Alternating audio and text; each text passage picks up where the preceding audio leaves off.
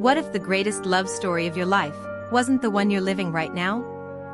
What if the key to your future is trapped in a ghost from your past? Meet Ethan and Julia. Married 8 years. They have the comfortable silence, the shared financial goals, the kind of stable life that everyone aims for. They were good. Predictable. Safe. But lately, their life felt less like a partnership and more like a very efficient business arrangement.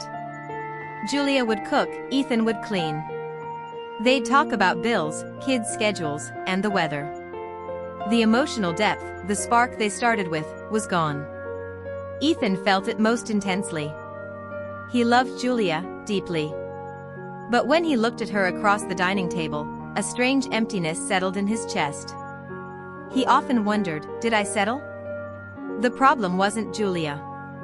The problem was Sophie. Sophie was Ethan's first love. High school sweethearts. The kind of consuming, reckless passion that burns hot and fast. They broke up just before college.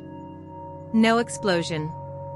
Just a quiet fade, a mutual agreement that they were heading different ways. Ethan hadn't thought about Sophie in years.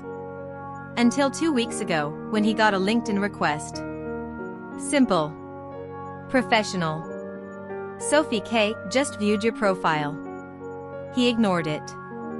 He was a grown man, a husband, a father. He was secure. But every time he opened his laptop, the notification badge, a tiny, red one, burned into his focus. Then came the night Julia was out late. Ethan, alone, poured a glass of whiskey. He clicked the name. He saw her photo. She looked beautiful. Calmer. Like the person he'd always imagined she would become. He didn't connect. He didn't message. But he fell into a black hole of old photographs and mutual friends' posts. And that night, something shifted. The next day, he found himself pulling away from Julia.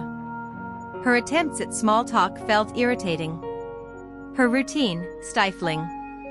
He was comparing his life now, the safe, predictable married life, to the intoxicating memory of what he had lost. Or, more accurately, what he had let go. He started noticing the flaws in Julia. She never laughs at my jokes anymore. We never take risks. But the comparison was unfair. It wasn't Julia he was measuring her against, it was the ghost of possibility. But then, what happened when the ghost finally decided to speak? 2 days later, an email hit his personal inbox. Subject line, Ethan?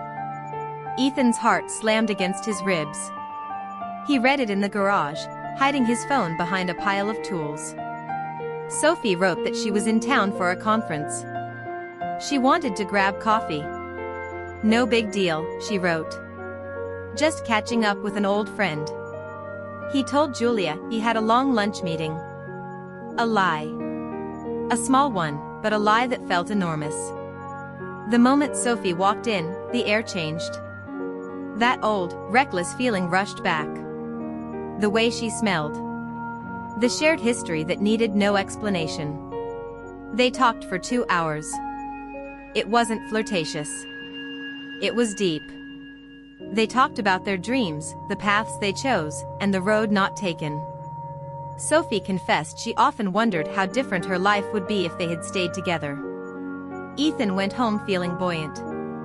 Alive. But when Julia greeted him, her warmth felt like a trap. The conversation with Sophie had confirmed his deepest fear, he was bored. He told Julia he loved her that night, but the word tasted like guilt. But the tension kept rising. Sophie texted him later that week. A funny photo. A harmless memory. Ethan replied quickly. Then another text came. Then another. The line between harmless catch-up and emotional affair began to blur. One evening, Julia noticed. You seem preoccupied, she said. Something going on? Ethan immediately went into defense mode. No. Just work. He looked away. He had always hated the secrecy. But the feeling Sophie gave him, the sense of what could be, was too addictive to give up. He felt like he was holding two different lives in his hands, and one of them was slipping away. What he didn't realize was that Sophie wasn't the threat. The memory of Sophie was. Sophie invited Ethan to a going-away dinner. Last chance before she left town. He knew he shouldn't go. Julia was suspicious. His conscience was screaming. But he went anyway. They sat in a quiet corner. Sophie was teary. She admitted that seeing him again had unsettled her. She said she felt the same spark. She even asked the ultimate question. "Ethan," she whispered. "If we had another chance, if we walked away from everything right now, would you come with me?" The world paused. Ethan saw two paths. Path 1, reckless passion, unknown future, the life he idealized. Path 2, Julia, stability, his children, the life he built. He opened his mouth. And the strangest thing happened.